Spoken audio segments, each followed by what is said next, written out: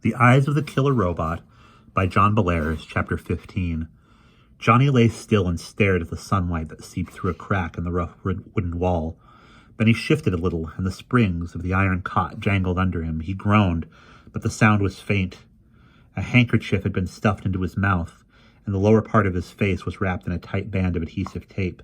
His hands were flung above his head and fastened to the cot with 2 pairs of handcuffs. He was in a strange, dilapidated room. Long iron levers stuck out of the slits in the floor, and a faded calendar was tacked to the wall nearby. In the middle of the room stood a rickety oak table with an oil lamp and a thermos on top of it, and 2 cane-bottomed chairs.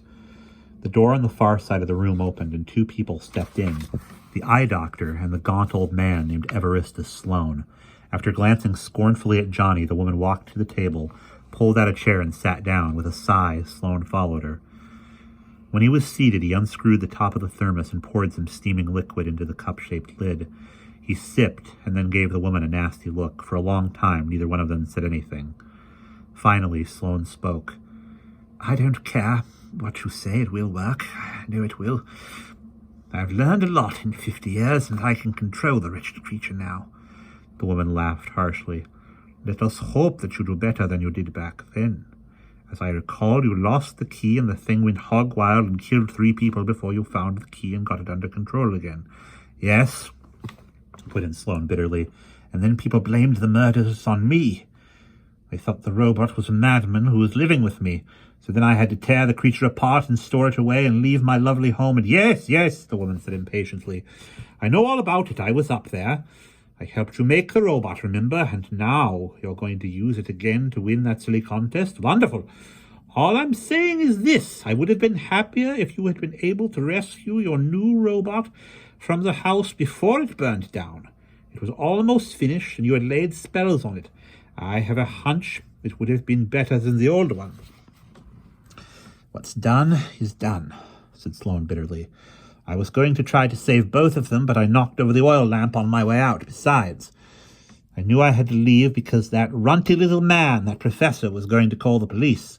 At any rate, my dear Amalia, we are stuck with my old robot. I never wanted to use it again after the things it did, but it's back in action, and I'm sure it'll work better this time." Sloane paused and sipped from the cup. "And I'll tell you something," he went on. "This silly baseball contest is just the beginning. It's only a test run to show you that the robot can be controlled, that it can work wonders. Just think. We'll have a burglar who can pass through the steel doors of bank vaults and come back with gold and fistfuls of jewels and $100 bills. We'll both be unbelievably rich." "So you say," the woman muttered. She pursed her lips and looked doubtful. "I am probably a fool to let myself be drawn into this plan with you, but, as you say, there may be great rewards. At any rate, if the robot fails again, you can always go to work and build a better one. It wouldn't take long. And, as you know, we have the essential ingredients right here with us." She grinned unpleasantly and glanced over her shoulder at Johnny. Johnny closed his eyes and made a muffled groaning sound.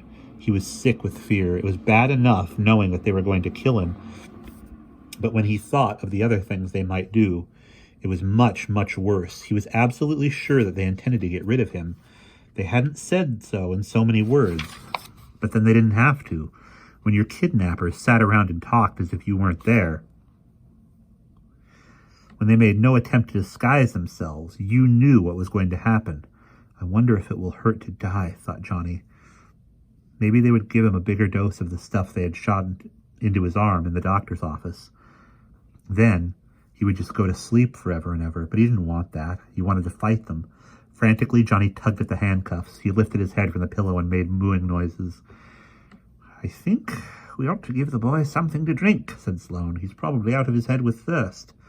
"Aren't you the sympathetic one?" crooned the woman nastily. "But I suppose you're right. We wouldn't want him to die on us, not yet, anyway." She turned again and grinned at Johnny. "Calm down, young man. If you thrash about, you'll choke on that handkerchief. And then where will you be?" Turning back to Sloane, she pointed at the thermos. "Bring that over to the bed, Ev. I have some more tape in my purse, and we can do up his mouth again after we've given him a drink of tea. and a bite to eat. And then I think we'd better be on our way back to Dunstan Heights. You need to practice some more with that robot so you can get him to do the right things at the ballpark tomorrow night. If we leave him up here alone, do you think anyone will find him? Asked Sloane. The woman sniffed. I don't think there's much chance of that. An old railroad switchman's house on an abandoned railway near the White Mountains does not exactly draw hordes of gawking tourists. So stop your fretting and we'll attend to our friend here. The chair creaked as the woman got up. With her purse in her hand, she walked over to the bed and knelt down near Johnny's head. As she reached out to loosen the tape over his lips, her eyes met Johnny's and his blood froze. Old Sloane was crazy, he knew that, but this woman was sane. Sane but absolutely heartless. Johnny knew that she wouldn't mind causing him pain. She wouldn't mind killing him. And we'll pause there.